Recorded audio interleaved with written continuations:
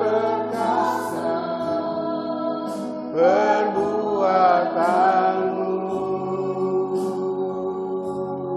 di hidupku.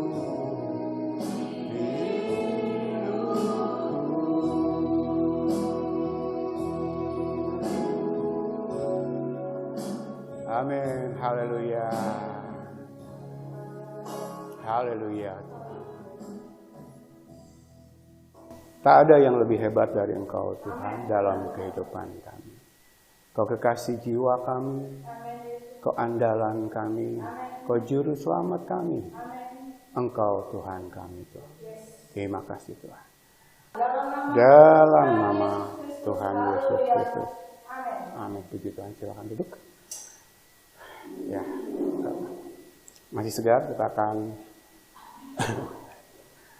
sambil menyembah kita disuguhi dengan gambarnya. Ada beberapa kutipan dari berita beberapa minggu terakhir ya, saya coba tampilkan sebelum kita masuk dalam perenungan firman. Baik, harusnya bukan ini gambar yang pertama, tapi nggak apa-apa. Ini berita tentang Jepang temukan virus Yosa yang berasal dari gigitan kutu ya. Ada sejenis penyakit baru di Jepang, jadi corona kita belum beres. Ternyata sudah mengintip ya. Berikutnya, gawat cahaya bumi makin meredup. Nah, jadi pengamatan dari luar angkasa, kemampuan bumi untuk menyerap lalu memantulkan cahaya matahari semakin berkurang ya, menandakan ada sesuatu yang salah ya, ada sesuatu yang kondisi bumi yang semakin rusak ya. Berikutnya, oksigen di bumi menurun drastis ya, berdasarkan penelitian, pengamatan, pemantauan setiap jangka waktu tertentu diteliti kadar oksigen yang ada di bumi. Tanpa oksigen kita tidak bisa hidup, betul ya. Satu kasih Tuhan yang ditunjukkan kepada semua orang. Salah satu contoh ya. Jadi kita nanti ke depan akan belajar tentang membedakan kasih Allah. Ada kasih Allah yang ditujukan kepada semua orang. Mau orang percaya, mau orang tidak percaya, orang yang banyak dosanya.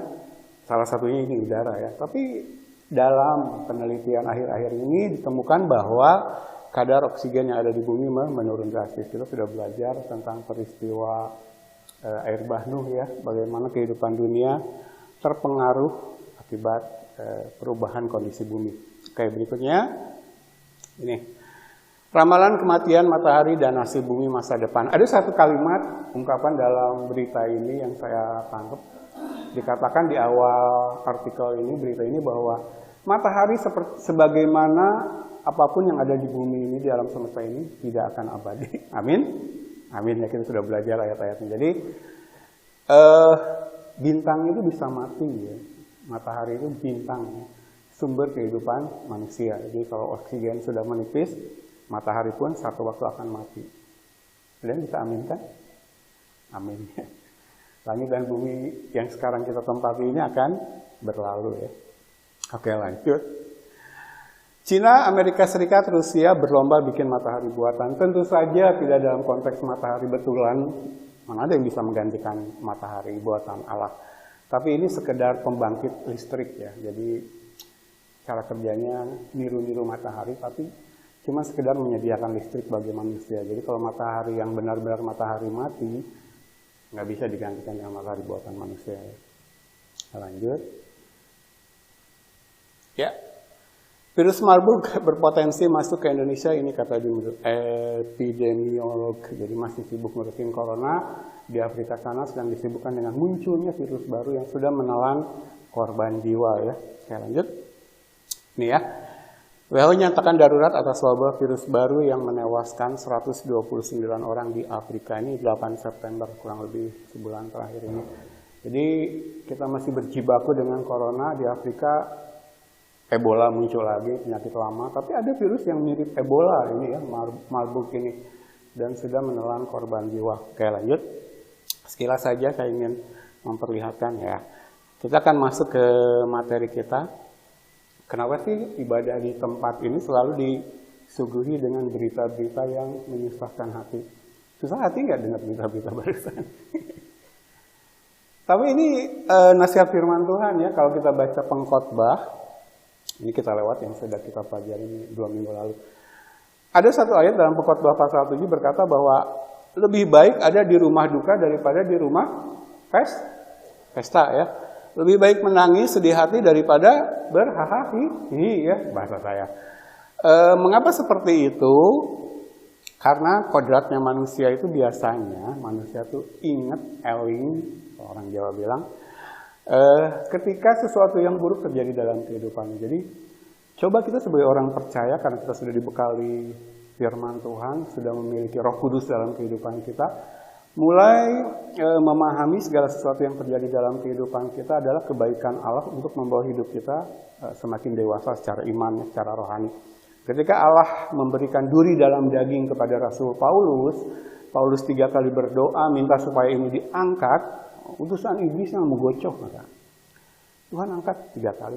Tuhan bilang, Tuhan tidak angkat apa yang minta diangkat oleh Rasul Paulus yang ada dalam kehidupannya, yang mengganggu pengiringan dan pelayanannya kepada Allah. Allah cuma jawab apa? Kasih karunia-Ku cukup bagimu. Jadi ketika kita diizinkan Tuhan mengalami sesuatu yang buruk dalam pemandangan manusia dalam kehidupan ini, sebenarnya Allah sedang ingin membawa mata batin kita untuk melihat bahwa kehidupan dunia ini kok mau enak, mau susah, berakhir juga. Mau kaya, mau miskin, berakhir juga. Mau sukses, mau gagal, berakhir juga. Yang penting dalam kesuksesan, dalam kegagalan, dalam kekayaan, dalam kemiskinan, dalam kesehatan, dalam kesakitan, dalam kebahagiaan, dalam kesusahan, yang penting ini loh, tujuan akhir kita tetap tercapai ya, mencapai kehidupan kekal di surga. Itu yang terpenting. Nanti bahagia sejatinya di sana, ya kan? Di sini relakan hatimu. Begitu. Jadi ketika sesuatu yang buruk terjadi dalam kehidupan kita, Allah berkata lewat firman-Nya, lebih baik ada di rumah duka untuk menyadari bahwa kehidupan manusia akan berakhir. Kita disuruh memperhatikannya, boleh nanti baca Pengkhotbah pasal yang ke-7. Kita memperhatikan, gitu kan? Oh, gini. Kalau ada anggapan bahwa hati-hati katanya, yang kaya lebih cenderung berbuat enggak, ya saya bilang sama. Kita berdosa atau tidaknya, apa kita dekat atau hidup dalam firman atau enggak? Saya baru kemarin melayani seorang yang mengaku dirinya miskin. Ayo saya bilang, mulai dekat kepada Tuhan, mulai bangun kehidupan di atas kebenaran firman. Lalu jawabannya enteng, jawab seperti ini. Pak Pendeta enak aja jawab begitu. Pak Pendeta tidak merasakan apa yang sedang saya alami. Berbagai kesusahan, berbagai kekurangan. Jadi mau kemiskinan, mau kekayaan sama. Karena intinya bukan itu. Kehidupan kita dipelihara dalam kasih karunia Tuhan. Tetapi intinya adalah bagaimana kita meresponi setiap kebenaran firman yang datang dalam kehidupan kita. Nah, sampai 2 minggu yang lalu pelajaran kita sampai di sini ya. Jadi kalau ada gereja yang mengajarkan umat Tuhan untuk hidup seenaknya, hati-hati. Jangan-jangan itu bukan gereja Kristus ya. Karena Kristus mengajarkan kehidupan orang percaya yang sudah dilahirkan kembali adalah ini ya. Tanda-tanda orang Kristen sejati. Jadi kalau kita berbicara Kristen sejati, saya suka menggambarkan dengan layangan, ada Roh Kudus yang menghubungkannya senantiasa kepada kebenaran firman. Makanya selalu saya katakan bahwa iman Kristen adalah iman yang objektif. Bisa membedakan objektif dengan subjektif. Kalau subjektif itu gimana masing-masing? Terserah saya. Nanya ke si A, terserah kata si A. Nanya si B, terserah kata si B. Datang ke gereja A, apa kata gereja A? Datang ke gereja B, apa kata gereja B? Kristen tidak begitu. Kristen tidak memiliki banyak versi. Ketika Yesus berkata dalam Matius pasal 16 ayat 18, di atas batu karang ini aku akan mendirikan gerejaku, maka cuma satu gereja tuh Tuhan. Mau gerejanya dimanapun, di Medland atau di tempat lain, gerejanya satu, gereja Kristus. Apa tandanya? Objektif. Semua bisa diukur berdasarkan buku ini, perkataanku. Langit dan bumi akan berlalu, tetapi perkataanku tidak. Jadi apakah gereja yang di mana kita berjemaat adalah gereja Kristus? Bisa diuji dengan firman ya. Jadi ini yang saya katakan iman Kristen itu iman objektif. Dan jangan mengklaim Roh Kudus kalau ajarannya lain dengan apa yang dituliskan dalam Alkitab ya.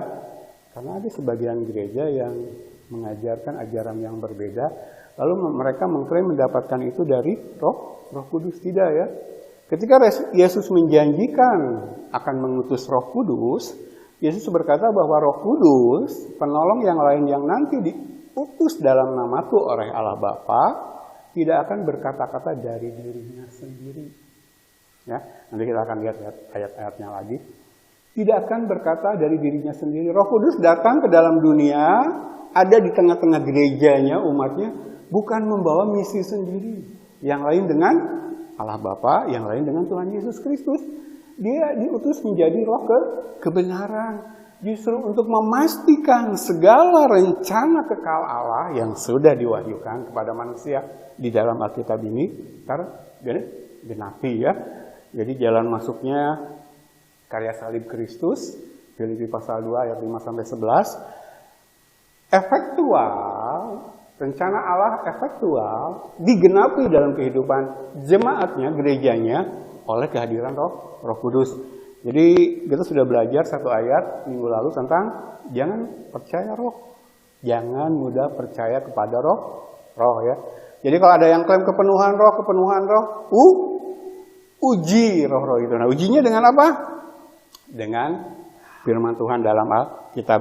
Karena Roh Kudus pasti memberitakan firman Tuhan. Jadi seperti ini sudah kita bahas, saya ingatkan saja karena kita tidak berjumpa 1 minggu yang lalu ya. Jadi Kristen sejati seperti ini. Nah, kalau tidak seperti ini bukan Kristen sejati ya. Kalau kita dilambangkan seperti layang-layang tapi putus ya.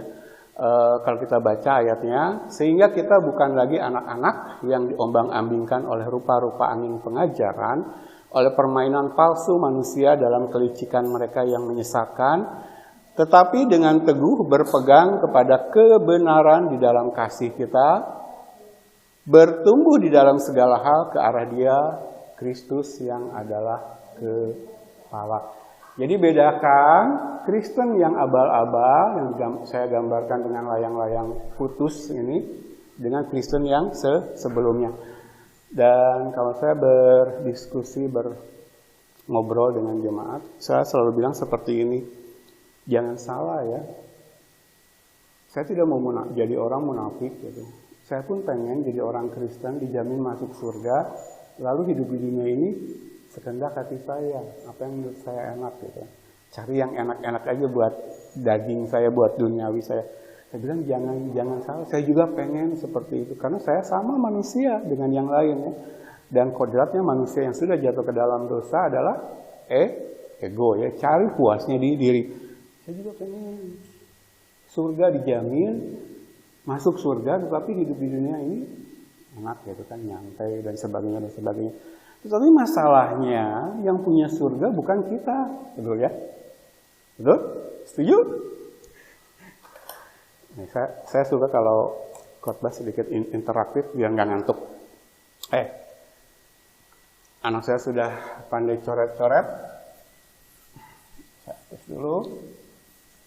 Jadi ketika kita berjemaat di satu gereja lalu dijanjikan surga, ingat bahwa surga itu bukan milik orang yang ada di gereja tersebut. Oke, coba ya kita interaktif sedikit untuk menghilangkan kantuk. Saya akan tuliskan pendeta atau gembala yang jemaat kenal ya. Nomor 1 tentu saja saya tuliskan saya dulu. Yang kenal yang lain? Gembala? Bu Esther ya. Nggak apa-apa, kita tulis saja. 3, Ibu Ribga ya. Ini paling tidak yang kita kenal di lingkungan kita. Ada lagi? Kalau Bu Esther di kampung halaman punya gembala, namanya siapa Bu? Siapa? Pak Kris. Oh. Bapak Kris. Ada yang mau tambahkan lagi? Pak Bona ya? Bapak Bona. Ada yang kenal lagi dengan nama pendeta atau gembala? Ada? Dulu gitu, sempat berjemaat di mana? Tambahkanlah ya. Sampai 3 juta juga nggak apa-apa. Tambahkan. Saya mau kasih tahu kebenaran Alkitab. Mudah-mudahan tidak ada yang tersinggung ya, kalau orang-orang ini dengar. Ya, kalau tersinggung, salahkan Alkitab. Tidak ada satupun dari nama-nama yang saya tuliskan di papan tulis ini adalah pemilik surga. Setuju? Setuju nggak? Setuju ya? Saya Dani, pendeta Dani, saya masih PDM, teman, pendeta muda. Sudah ditawari dilantik jadi PDT, pendeta penuh. Tapi saya nggak mau. PDT itu kan pendeta tua. Saya bilang nggak apa-apa, saya muda terus. Jadi pendeta Dani yang kebetulan gembala di tempat ini bukan pemilik surga.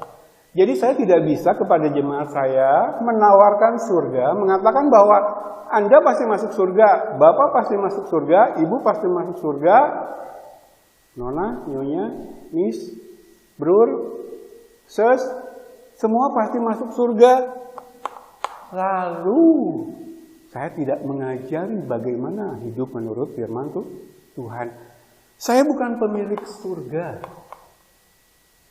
Jadi gembala yang benar bukan menawarkan surga. Karena dia bukan pemilik surga. Siapa pemilik surga? Yesus. Maka gembala yang benar adalah mengajak, mengajari, membimbing kehidupan jemaat untuk hidup menurut apa kata pemilik surga. Betul ya? Mengajarkan firman supaya ngerti loh apa yang menjadi syarat-syarat seseorang bisa masuk surga. Karena pemilik surga adalah Allah ya, Yesus, bukan orang. Jadi berhenti mendewakan manusia, berhenti menempatkan manusia di atas otoritas firman. Kita seharusnya justru menguji nama-nama yang saya tuliskan di papan tulis ini dengan kebenaran firman. Itu perintah Allah kepada semua orang percaya. Jadi jangan lagi ketika dengar khotbah amin amin sekedar amin. Ketika kita mengaminkan, kita sudah menguji apakah itu benar menurut Alkitab ya. Ketika kita mengatakan itu salah, kita sudah menguji bahwa itu memang tidak sesuai dengan apa kata firman Tuhan dalam Alkitab. Uji ya. Nah, jadi di sini kita mengajak kita untuk memiliki kemampuan untuk menguji dengan cara apa? Belajar. Oke, lanjut dulu ya. Jadi kita tidak mau menjadi umat Tuhan seperti ini. Oke, lanjut. Ya. Nah, di sini dikatakan, balik dulu sebentar. Ada dua kata yang ingin saya tekankan di ayat ini. Sehingga kita bukan lagi anak-anak yang diombang-ambingkan oleh rupa-rupa angin pengajaran. Apa katanya? Oleh permainan palsu manusia dalam kelicikan. Ada palsu, ada licik, ada menyesatkan ya. Ini kerjaannya nabi-nabi palsu yang sudah kita bahas minggu-minggu lalu ya. Yang digerakkan oleh roh antikris. Oke. Nah sekarang kita baca ya. Identitas atau cara kerja modus operandi dari nabi-nabi palsu. Saya bawa balik dulu ke perjanjian lama. Nabi Yeremia menuliskan. Kalau kita buka Yeremia pasal 6 mulai ayat yang 13. Sesungguhnya dari yang kecil sampai yang besar di antara mereka semuanya mengejar ya, itu motivasi dalam hati mereka. Baik nabi maupun imam semuanya melakukan ya, tadi dibilang licik ya, sesat ya. Ayat 14, mereka mengobati luka umatku dengan memandangnya ringan. Katanya, damai sejahtera, damai sejahtera. Tetapi tidak ada damai sejahtera. Seharusnya mereka merasa malu, sebab mereka melakukan kejijikan. Tetapi mereka sama sekali tidak merasa malu dan tidak kenal noda mereka. Sebab itu mereka akan rebah di antara orang-orang yang rebah. Ini penghukuman Tuhan kepada nabi-nabi palsu ya. Mereka akan tersandung jatuh pada waktu aku menghukum mereka firman Tuhan. Beginilah firman Tuhan. Ambillah tempatmu di jalan-jalan dan lihatlah. Tanyakanlah jalan-jalan yang dahulu kala. Di manakah jalan yang baik? Tempuhlah itu. Dengan demikian jiwamu mendapat ketenangan. Tetapi mereka berkata, ya, nabi-nabi palsu, imam-imam palsu, gembala-gembala palsu, guru-guru palsu, rasul-rasul palsu, dan orang-orang yang mengikuti mereka ya. Tetapi mereka berkata, kami tidak mau menempuhnya. Juga aku mengangkat atas mereka penjaga-penjaga firmanku. Perhatikanlah bunyi sangkakala, tetapi mereka berkata, kami tidak mau memperhatikannya. Jadi mengenali nabi-nabi palsu yang kita sudah belajar akan semakin banyak dipakai oleh antikris, oleh iblis. Dan usaha mereka akan semakin luar biasa ya menjelang kedatangan Yesus yang kedua kali menyesatkan.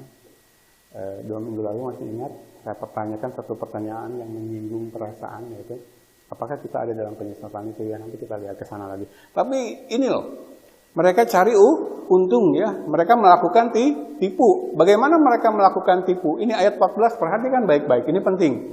Karena kita dapat melihat modus operandi itu dijalankan oleh mereka saat-saat ini. Mereka mengobati luka umatku dengan memandangnya ringan. Katanya, damai sejahtera, tetapi tidak ada damai sejahtera. Mengobati luka umatku dengan memandangnya ringan. Apa yang dimaksud dengan luka umatku di sini? Dosa ya. Ingat ketika dalam Yesaya pasal 53 dikatakan, ketika Yesus menderita di salib dikatakan oleh bilur-bilurnya penyakit kita disembuhkan. Nah, kebanyakan gereja akhir zaman menafsirkan penyakit ini sebagai penyakit lahiriah, penyakit badani. Tetapi kalau kita pelajari firman secara kontekstual, sebenarnya Yesaya 53 itu yang dimaksudkan penyakit di situ adalah dosa. Ya. Jadi karya salib Kristus itu menyembuhkan dosa yang paling dahsyat, hebat, daya rusaknya yang ada di dalam kehidupan manusia, yaitu dosa ya. Nah, di sini pun Luka berbicara tentang dosa pemberontakan bangsa Israel terhadap Allah. Nah, dikatakan nabi-nabi palsu dan imam-imam palsu ini mengobati luka umat Allah, dosa, dengan memandangnya ringan. Jadi mereka memandang ringan, lalu berkata, damai sejahtera, damai sejahtera.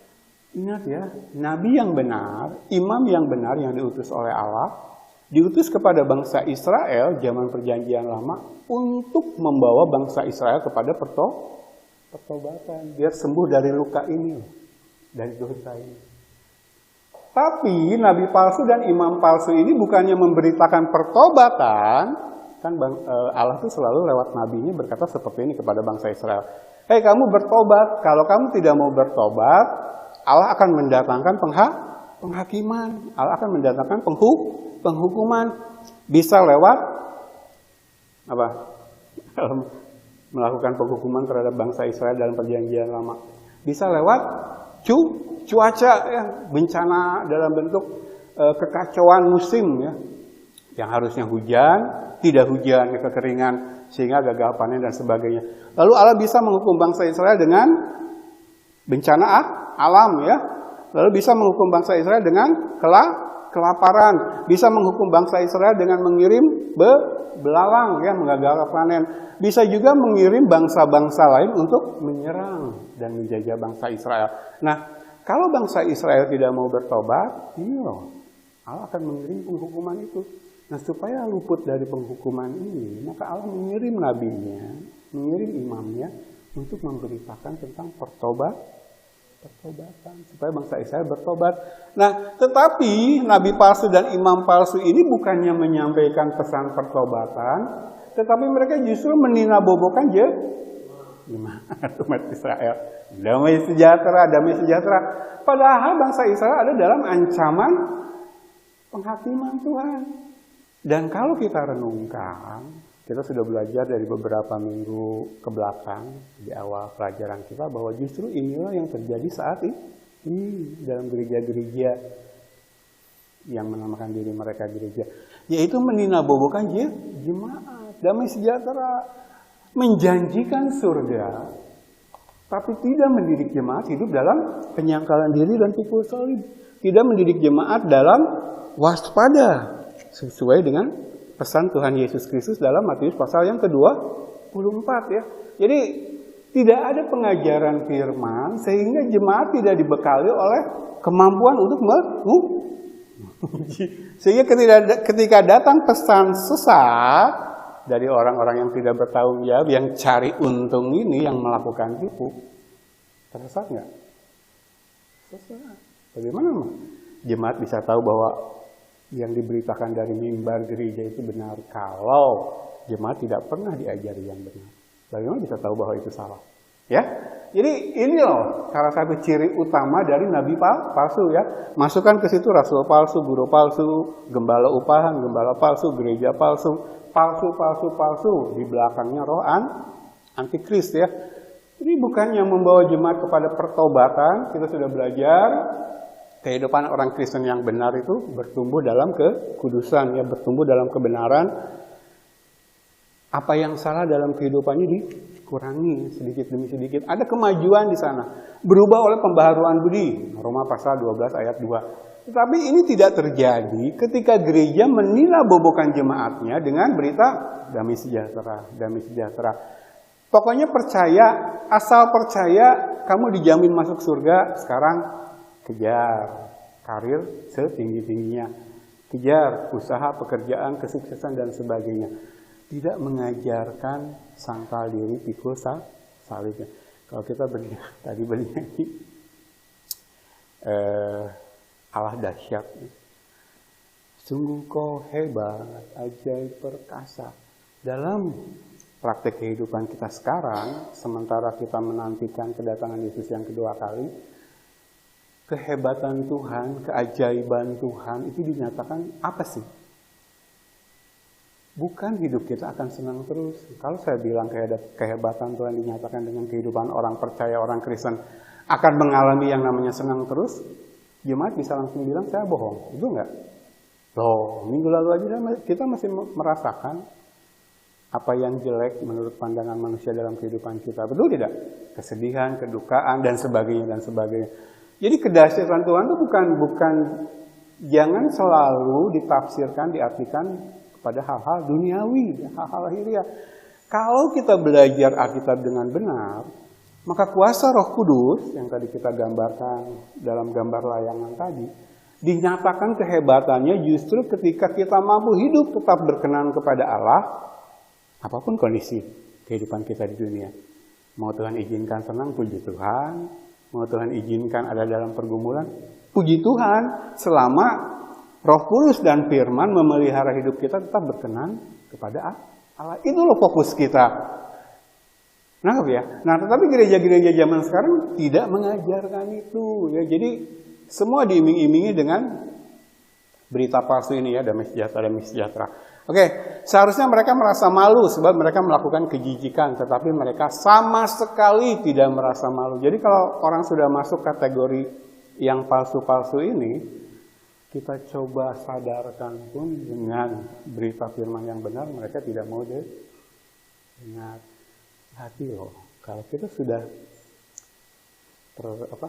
terbelit ya, terbelenggu oleh yang namanya dosa, yang sesat-sesat ini, semakin kita menunda-nunda untuk bertobat, kan prinsip Allah itu sebenarnya begini, kehidupan orang percaya. Ketika kita melakukan satu kesalahan dalam hidup kita, tidak sesuai dengan firman, karena kita hidup dalam pengajaran firman, kita segera tahu, betul ya?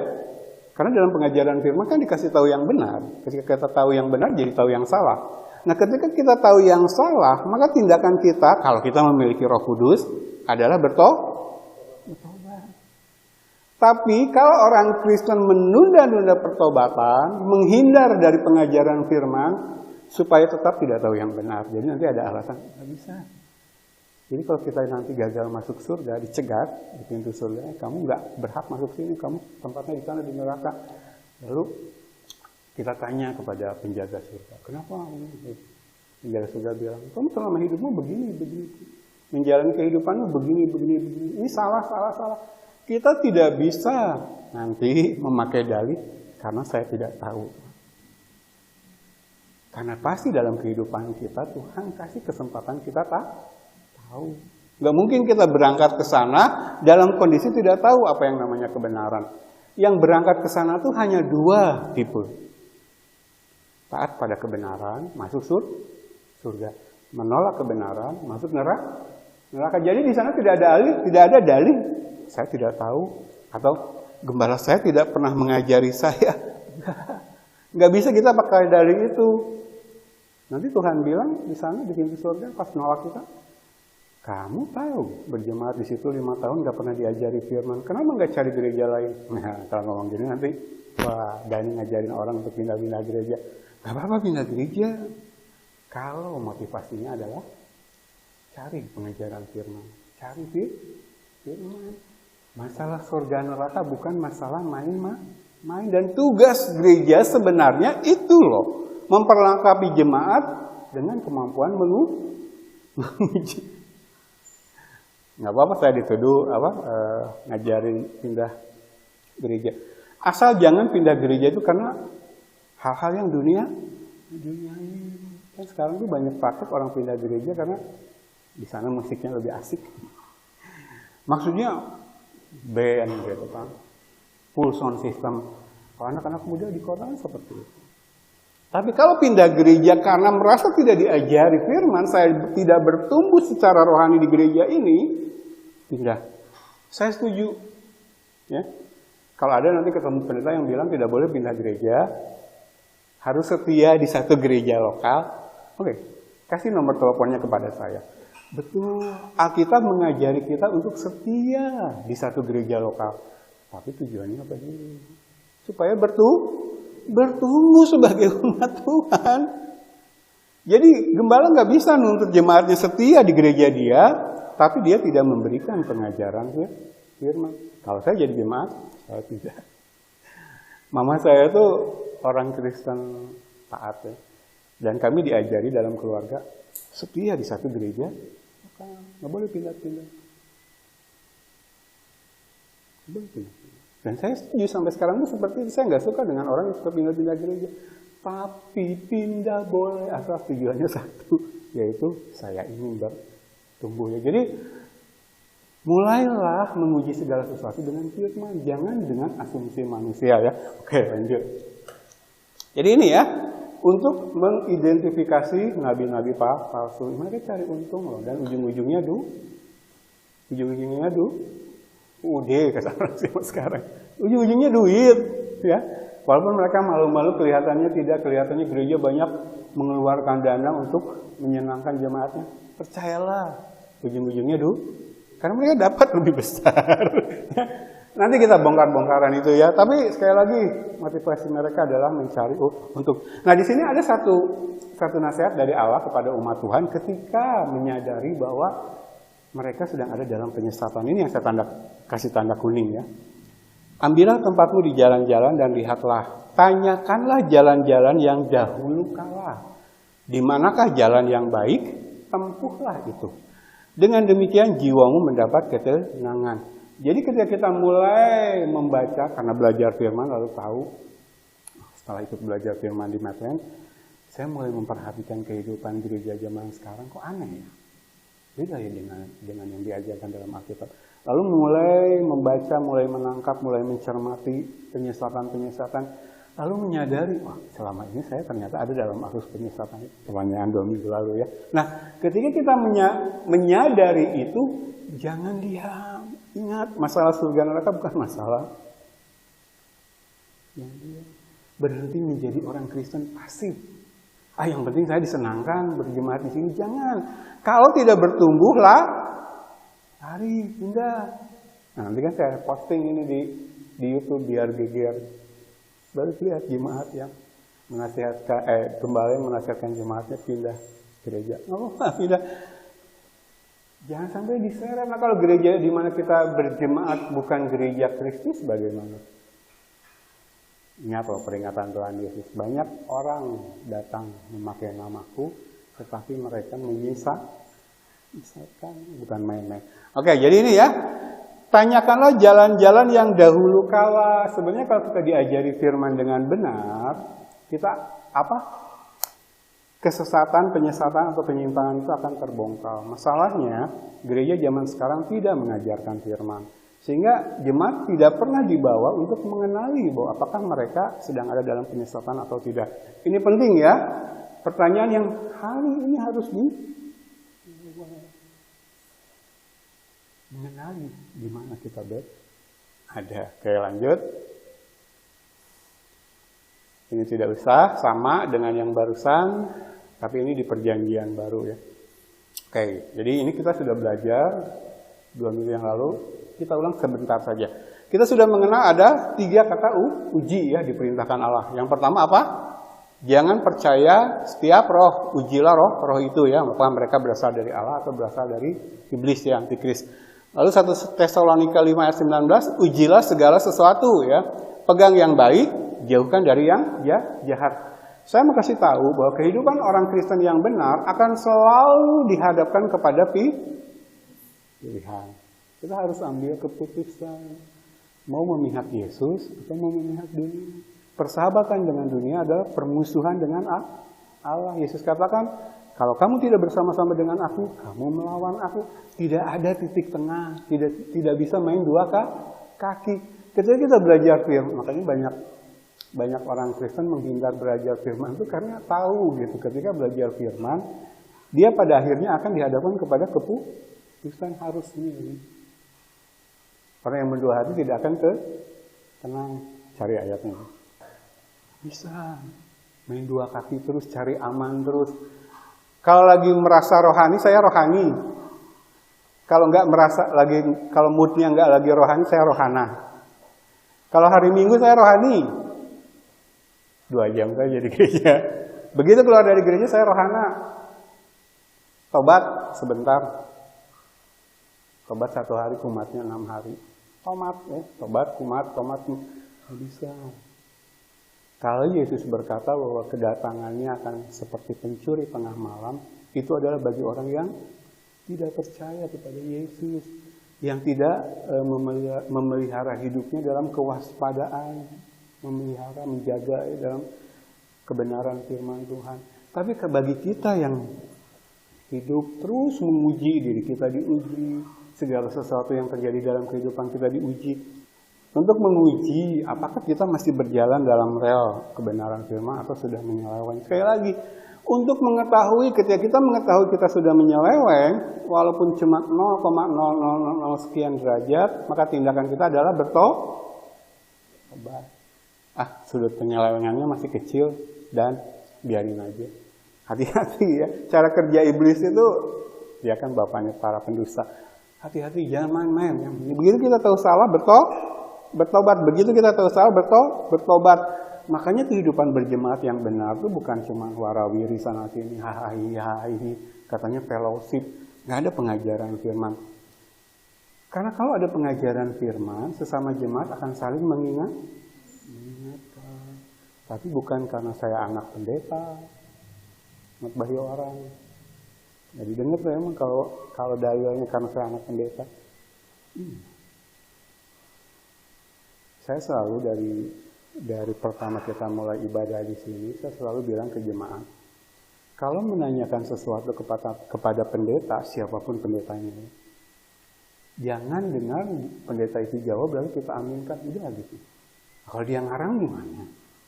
Kalau dia salah gimana? Ya udah mendingan gak usah nanya, kita aja ngarang sendiri. Jadi coba mulai menjadi umat Tuhan, jemaat yang berani menguji. Kalau pendeta itu, apalagi ketika menasihati kita dalam satu permasalahan, dari Alkitabnya di mana? Harus itu. Makanya kalau di tempat ini, kalau saya ditanya sama jemaat, ada yang pernah nanya, Pak Dhani, Katolik itu Kristen bukan? Ada yang nanya begitu jemaat. Tanya istri saya. Pertanyaan itu dijawab dengan 8 pertemuan ibadah. Belajar. Ini loh alat uji kita. Jadi ketika ada jemaat yang bertanya, saya kasih jawaban sementara, tapi saya bilang, nanti kita belajar. Lalu ada seorang ibu lagi pernah tanya di tempat ini, di kampungnya masih memegang kepercayaan kalau orang meninggal tuh nggak langsung pergi gitu, nungguin di pinggir kampung gitu ya Bu. Ada ya kalau di kampung kan kepercayaan seperti itu. Jadi jemaat ini nanya, lalu dia kaitkan nanyanya seperti ini, Pak Dhani, kalau anak kecil meninggal dunia, anak kecil kan belum memiliki kemampuan untuk percaya. Percaya itu kan keputusan dari diri sendiri. Anak kecil, kalau anak kecil meninggal dunia itu kemana? Ke surga apa ke neraka? Katakanlah dia bukan dari keluarga Kristen ya. Tapi dia meninggal masih kecil, balita gitu. Bahkan umur 1 tahun meninggal. Kemana dia?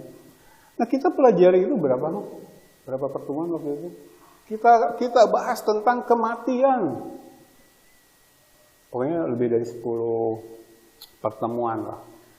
Ada catatannya di sini karena dulu belum ada proyektor. Tiap materi yang kita bahas di sini ada catatannya. Artinya begini loh. Kalau menanyakan sesuatu kepada pendeta, kejar jawaban yang lengkap. Jangan ngarang gitu pendetanya. Baca menyebut ayat satu pun dari Alkitab tidak. Kalau cuma ngarang, saya nggak usah datang ke pendeta, ngarang aja sendiri. Itu enggak? Itu loh. Ya, jadi saya pengen jemaat yang saya layani itu jemaat yang seperti itu. Oke, lanjut ya. Ujilah segala sesuatu, pegang yang baik. Jadi kita akan dihadapkan kepada keputusan yang nggak bisa cari aman, cari nyaman terus ya kehidupan kita. Kalau kita cari aman, cari nyaman terus, main 2 kaki terus, di daerah abu-abu terus, nggak mau menyatakan kita memihak Yesus, kita menolak dunia, itu tanda. Hati-hati, saya kasih tahu. Tanda kemungkinan kita belum dilahirkan kembali. Bukan Kristen yang benar. Dan kalau bukan Kristen yang benar, belum dilahirkan kembali, jangan bilang surga. Jangan mengklaim surga. Karena surga hanya bagi orang-orang Kristen yang sudah dilahirkan kembali. Jadi, ya saya sih berdoa yang di sini sudah dilahirkan kembali. Amin? Amin? Ada amin? Tapi kalau mendapati masih ragu-ragu, selama ini saya lebih sering cari aman, seperti saya pernah ungkapkan beberapa minggu lalu ya. Ada jemaat yang tidak mau menyatakan kebenaran. Kalau dihadapkan kepada pilihan, kenyataan di depan matanya salah, tidak sesuai dengan Alkitab. Tapi dia selalu mengambil sikap, saya mah ambil positif, saya mah mikir positif aja. Tidak bisa. Tuhan Yesus melihat. Ini Kristen cari aman terus. Oke, lanjut ya. Jadi keputusan ya, ini uji segala sesuatu, pegang yang baik, jauhkan dari yang jahat. Lalu yang ketiga, ujilah apa yang berkenan kepada Tuhan ya. Ini kaitannya dengan pergaulan. Kita akan dihadapi dengan orang-orang di sekitar kita yang kita dibikin guyonan gitu kan. Dan sebagainya. Kita harus berani menyatakan sikap ya. Lanjut. Pertanyaan ini sudah dijawab ya minggu lalu ya. Kita ada di tengah-tengah usaha penyesatan besar-besaran ya, yang dinubuatkan oleh Tuhan Yesus. Lalu pertanyaan ini, pertanyaan yang menyinggung. Apakah kita ada atau hidup dalam penyesatan itu? Uji ya. Perintah dari Allah adalah ujilah dirimu sendiri. Ya, jadi tadi udah ada 3 uji. Uji apa aja? Uji roh-roh, uji segala sesuatu, pegang yang baik, jauhkan diri dari yang jahat. Lalu yang ketiga tadi uji apa? Uji apa yang berkenan kepada Allah. Yang keempat adalah uji diri sendiri. Oke. Ujilah dirimu sendiri apakah kamu tetap tegak di dalam iman. Selidikilah dirimu apakah kamu tidak yakin akan dirimu bahwa Kristus Yesus ada di dalam kamu. Sebab jika tidak demikian, tidak pernah menguji. Hidupnya hare-hare, yang penting pekerjaan baik, usaha baik. Hidup saya berjalan dengan lancar-lancar saja, semua urusan baik, yang rohani-rohani cukup lengkap saja. Cukup aksesori saja dalam kehidupan kita. Nah, kalau hidup kita seperti itu sebenarnya tanda bahwa kita tidak lulus uji. Karena orang yang lulus uji melakukan ini senantiasa dalam kehidupannya. Uji diri.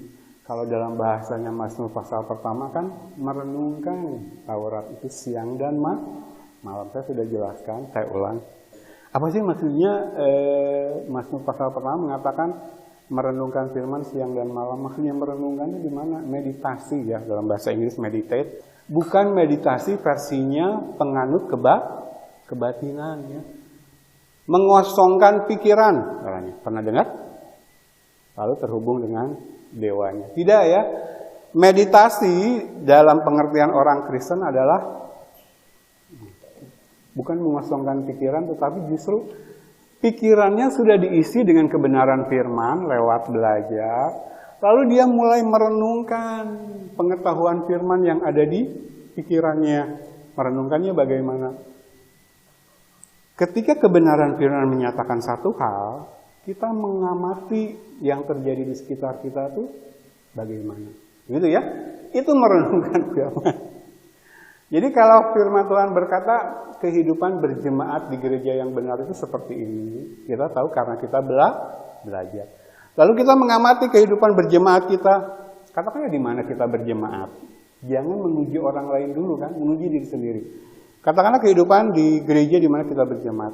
Kok berbeda ya dengan yang diajarkan oleh firman? Itulah merenungkan firman. Jadi apa yang kita pelajari, mulai kita mencermati apa yang terjadi dalam kehidupan kita. Nah kalau kita mendapati itu salah, tidak sesuai, apa tadi tindakan kita? Itu merenungkan firman setiap hari. Dalam bahasanya 2 Korintus 13, uji diri. Nah kalau kita dengar firman cuma masuk telinga kiri, keluar telinga kanan, demikian setiap minggu. Lalu di gerejanya pun cuma dikhotbahi, nggak pernah diajari. Kehidupan rumah tangga yang benar itu seperti ini. Kehidupan usaha yang benar itu seperti ini. Kehidupan berjemaat itu yang benar seperti ini. Memberi buat pekerjaan Tuhan yang benar itu seperti ini. Menyembah yang benar itu seperti ini. Berdoa yang benar itu seperti ini. Ada semua di. Nah, kalau kita nggak pernah diajari, bagaimana kita tahu yang benar? Bagaimana kita bisa merenungkan? Bagaimana kita bisa menemukan bahwa apa yang sedang kita jalani itu sah? Jadi itu ya, menguji diri sendiri. Lakukan ini setiap saat ya, siang dan malam, Mazmur katakan. Nah, dulu saya ikut pramuka, aktif di pramuka waktu masih SMA. Dan yang namanya kompas dan peta itu 2 perlengkapan yang tidak bisa ditinggalkan, selalu ada di ransel ya, kemana-mana pergi. Nah saya gambarkan, kalau tadi saya gambarkan layangan dan benang ya. Sekarang kehidupan orang Kristen saya gambarkan seperti ini loh perlengkapan kita. Kita nggak bisa lepas dari ini. Ada peta yang menjadi acuan patokan kita kemana kita berjalan. Itu melambangkan Alkitab ya, kebenaran firman. Lalu ada kompas yang menuntun kita. Menyimpang enggak? Menyimpang enggak? Nah kalau kita tidak mau tahu dengan keadaan kita, tidak melakukan uji dirimu sendiri atau merenungkan firman siang dan malam, hati-hati. Saya mau kasih tahu, kemungkinan kita tidak memiliki Roh Kudus. Karena Roh Kudus Allah berikan ada dalam kehidupan kita, tugasnya ini. Kamu sudah menyimpang sekian derajat, lihat lagi peta. Lihat lagi peta. Peta. Ya, di dirimu sendiri. Nah, jadi menutup renungan firman pagi ini, interaksi ya, saya ingin uji jemaat. Ngantuk nggak ngikutin firman saya? Benar apa salah? Angkat tangan jawab. Benar, salah. Jangan terlalu tegang. Benar apa salah? Wah, tiap hari ngitung ini Bu Esther apa belanja dapur? Masa ini nggak tahu? Benar apa salah? Benar apa salah? Salah. Salah tapi ngangguk. Ya, orang Jawa begini, salah tapi ngangguk. Gitu, salah ya Bu? Salah Ibu. 6 kali 7 44 salah? Salah ya? Kenapa bisa bilang salah? Nah, karena harus uji. Segala sesuatu harus ada argumennya. Namun saya asal bunyi. Tapi Mus, kenapa salah? Kenapa? Hasilnya salah. Harusnya berapa? Berapa? Bu Christine? Oh, dihitung dulu pakai kalkulator. Nggak apa-apa. Kenapa bisa jadi 43? Hah? 42 ya? Oke, sekarang saya runut ya. Urutan nalarnya, alur nalarnya. Kita bisa mengatakan bahwa 6 kali 7 sama dengan 44 salah karena kita tahu bahwa 6 kali 7 adalah 42. Saya simpulkan ya, kita tahu bahwa ini salah karena kita tahu yang benar. Betul? Betul ya? Kita bisa mengatakan sesuatu salah karena kita tahu yang benar. Jadi kalau dalam khotbah-khotbah minggu-minggu lalu saya kasih contoh Joseph Prince ya, lalu ada Yonggi Cho, lalu saya katakan aliran ajaran mereka teologi kemakmuran itu salah Nah, saya berani mengatakan itu salah karena saya sudah belajar, membongkar. Nanti kita belajar ya ke sana. Kenapa sih teologi kemakmuran tuh bilang sana sini salah, apa yang salah? Oke. Jadi kita mengatakan sesuatu salah, kita bisa mengenali sesuatu salah karena kita tahu yang Kalau Pak Primus nggak pernah diajarin matematika, nggak sekolah lah katakan. Tadi salah dulu kan, 43. Bisa nggak mengenali bahwa ini salah, kalau nggak tahu yang benar? Nangkep ya yang ingin saya sampaikan? Oke, lanjut.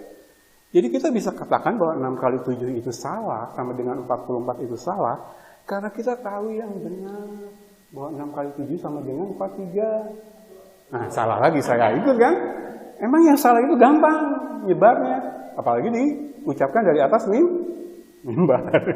Hati-hati ya. Jadi, karena tahu yang benar, kita bisa mengatakan sesuatu salah. Lanjut.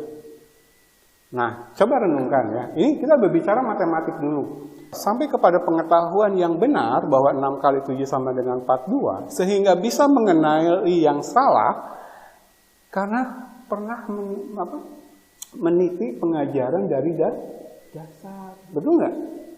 Nah, kalau saya gambarkan tangga, pengetahuan yang kita peroleh di sini tuh udah tangga level keberapa gitu. Nah, kita sampai tahu 6 kali 7 sama dengan 42 kan dulunya belajar pertambahan dulu. Ingat ya SD? Jadi 6 kali 7 itu 7-nya ada 6 kali. 7 tambah 7 tambah 7 tambah 7 sampai 6. Lalu karena di bawahnya kita sudah belajar pertambahan.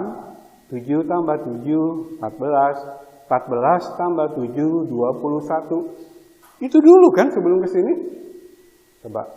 Biasanya kelas berapa sudah belajar begini? Katakanlah kelas 4, kelas 5 ya. Kelas 1 diajari ini nggak? Kelas 1 SD? Enggak. Kalau Bu Kristi nanti jadi guru SD, nggak mungkin masuk ke kelas 1 SD ngajarin ini. 6 kali 7. Nangis semua, bubar. Yang diajarin kelas 1 SD apa? Pengenalan angka dulu ya Bu. Hafalkan 1 sampai 10.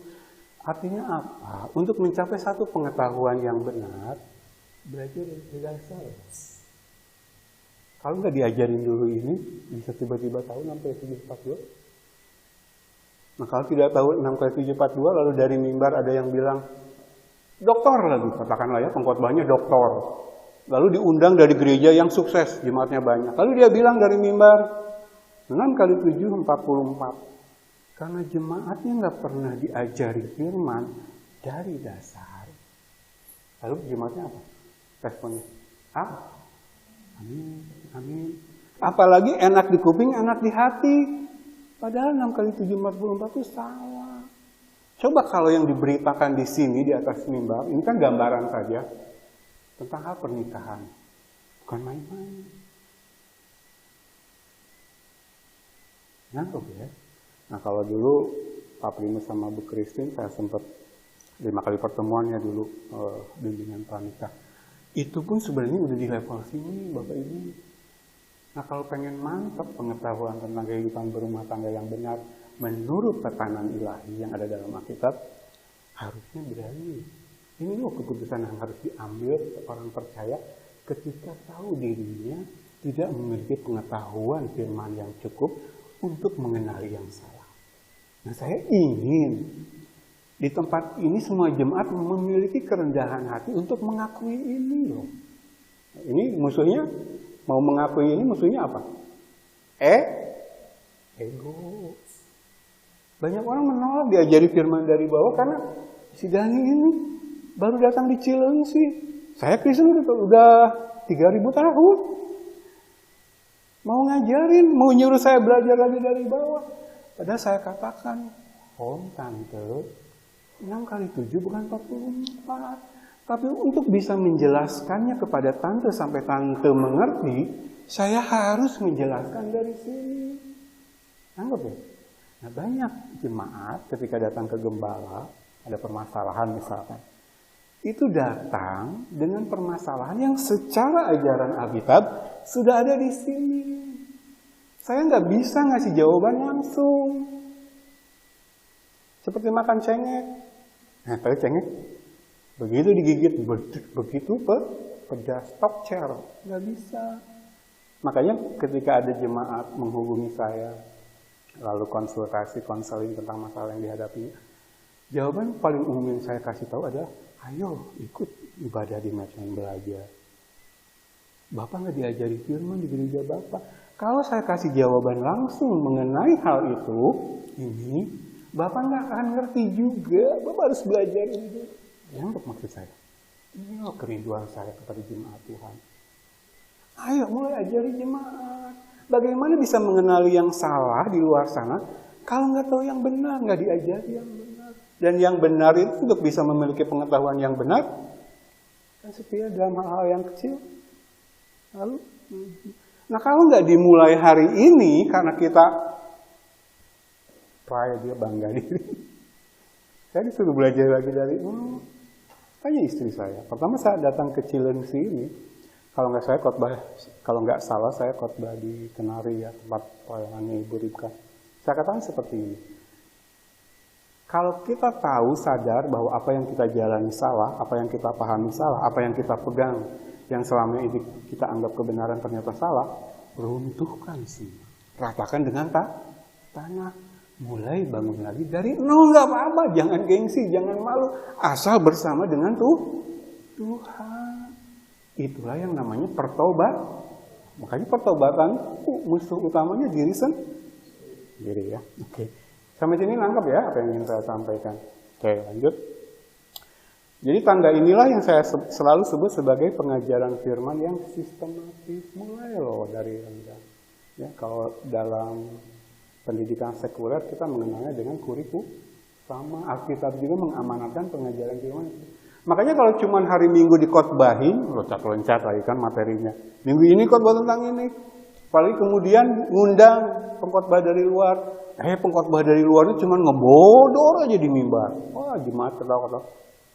Jangan ya. Dia undang Mongol ke atas mimbar.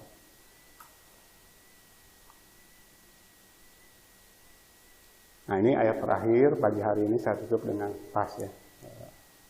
1 jam masih kurang 3 menit. 3 menit saya tutup dengan ayat ini. Jadi, Alkitab mencatat kondisi jemaat yang begitu berdaya, begitu setia ada dalam pengajaran firman, begitu kaya dengan pengetahuan firman, sehingga mereka bisa mengenali rasul palsu. Ya, coba kita baca. Wahyu pasal 2 mulai ayat yang pertama. Tuliskanlah kepada malaikat jemaat di Efesus. Inilah firman dari Dia yang memegang ke7 bintang itu di tangan kanannya dan berjalan di antara ke7 kaki dian emas itu. Aku tahu segala pekerjaanmu, baik jerih payahmu maupun ketekunanmu. Dalam perjalanan hidup kita mengiring melayani Tuhan, yang penting Allah tahu. Manusia tahu perlu amat nggak? Manusia nggak tahu nggak apa-apa, ya. Nggak kelihatan manusia nggak apa-apa. Atau manusia melihat salah benar saya sekarang bukan berdasarkan omongan Anda, tapi firman-Nya. Yang penting Tuhan tahu ya. Jadi dikatakan kepada jemaat di Efesus, aku tahu segala pekerjaanmu, baik jerih payahmu maupun ketekunanmu. Aku tahu bahwa, yang saya kasih kuning ya, perhatikan. Engkau tidak dapat sabar terhadap orang-orang jahat, licik, cari untung, tidak tahu malu, tidak kenal noda diri. Tadi ya kita sudah baca ayat-ayatnya. Tidak dapat sabar terhadap orang-orang jahat, bahwa engkau telah menguji mereka. Jadi Alkitab bahasa Indonesia ditulis mencobai, lebih tepat menguji ya. Engkau telah menguji mereka yang menyebut dirinya rasul, tetapi sebenarnya tidak demikian. Bahwa engkau telah mendapati bahwa mereka pendusta, bahwa mereka rasul palsu, bahwa mereka gembala palsu, bahwa mereka pendeta palsu, bahwa mereka palsu, berani naik mimbar, menyampaikan bahwa 6 kali 7 adalah 44. Jangan main-main dengan kami jemaat Tuhan yang setia hidup dalam pengajaran. Kami sudah diajari dari dasar. Dan sekarang kami tahu bahwa 6 kali 7 adalah 42. Dan mereka nggak sabar dengan orang-orang yang naik mimbar tapi ngaco gitu ngasih firmannya. Nah, kalau kita di jemaat sekarang dikasih yang naik mimbar monggo, senang. Sampai sakit perut ya. Keluar sapu tangan. Ketawa. Ngebodornya luar biasa. Hati-hati loh. desakralisasi mimbar ya. Mimbar yang kudus yang dipakai Tuhan Yesus untuk memberitakan firman, Injil, memberikan pengajaran firman, pakai untuk jangan harap kematian daninan. Undang Mongol, jangan harap. Jadi gini ya, tidak dapat sabar, bilang ke gembalanya, jangan undang lagi dia. Dia bilang 6 kali 7 44 di mimbar. Ayah. Tapi kalau bapak gembalanya malah nggak pernah ngajarin jemaatnya, nangkep pentingnya pengajaran firman, nangkep tahu yang benar itu penting. Oke, saya cukupkan di sini. Jadi ini loh kerinduan kita. Jadi dalam hidup kita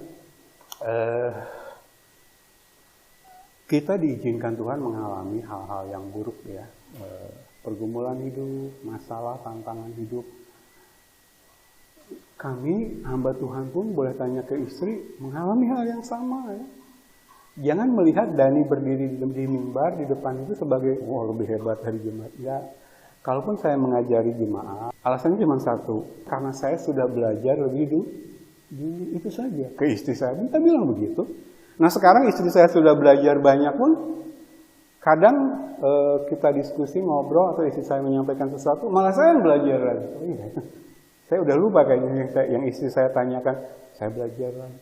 Jadi ke depan, kalau kita memberi diri diperlengkapi dengan perbendaharaan yang baik, pengetahuan firman, pengenalan akan Allah ini, kalau Tuhan izinkan gereja ini, Tuhan kirimlah jiwa-jiwa yang rindu belajar Alkitab. Nah, ketika Tuhan izinkan satu kali nanti banyak jemaat yang datang ke tempat ini, banyak jemaat yang datang ke tempat ini, wah nggak ada amin nih, nggak akan terjadi. Amin nggak? Ya terserah kehendak Tuhan. Artinya kalaupun cuma berempat tetap kita belajar. Tapi kalau nanti Tuhan izinkan seperti itu, so why not? Saya nggak adakan kelas-kelas di hari lain, memberikan pengajaran firman sesuai level tadi, tangga tadi. Jadi saya pakai jemaat yang kenapa tidak? Kan tugas mengajar firman itu pertama tentu saja dalam tatanan ilahi ada guru ya, ada gembala. Tapi kan targetnya semua bisa mengajar. Ingat loh Pak Primus Bu Christine ya. Paling tidak yang pertama jadi murid Bapak dan Ibu berdua adalah ngajarkan firman yang benar. Ya. Memberi bekal supaya tahu kalau ada yang ngajarin nanti di gereja manapun 6 kali 7 44 anak Bapak dan Ibu berani bilang rasul palsu gitu ya. Oke. Jadi ayolah beri diri dibangun. Dan kalau kita diizinkan ada dalam pergumulan, kalau Tuhan izinkan ada badai, apapun bentuknya, semua orang mengalami, mungkin intensitasnya beda, aspek kehidupan yang diserang beda, tapi sekali lagi, ketika Allah ada di sana, Dia akan mendatangkan kebaikan dalam hal apapun yang kita hadapi, terutama dikaitkan dengan konteks kebenaran firman pagi hari ini. Jadikan itu motivasi kita untuk memberi diri diperlengkapi. Kalau memang kita mendapati kita nggak ada pengetahuan kebenaran untuk mengenali yang salah, ada egonya, Roma 12 pasal yang pertama, egonya taruh di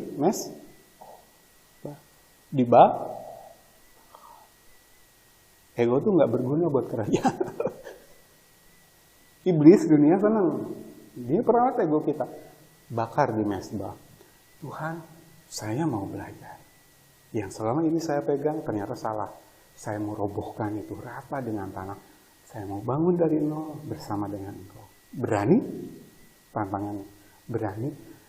Saya rindu. Tempat ini kedatangan jiwa-jiwa yang seperti itu. Walaupun kita cuma bertiga jemaat yang saya layani seperti ini. Walaupun kita cuma bertiga, berlima ya, berenam sama anaknya. Walaupun kita cuma berenam, sampai Tuhan Yesus datang. So what? Walaupun dunia katakan, saya pelayanan di Netland gagal, so what? Tapi 6 orang yang berkumpul di tempat ini adalah orang-orang yang tahu bahwa 6 kali 7, 44 itu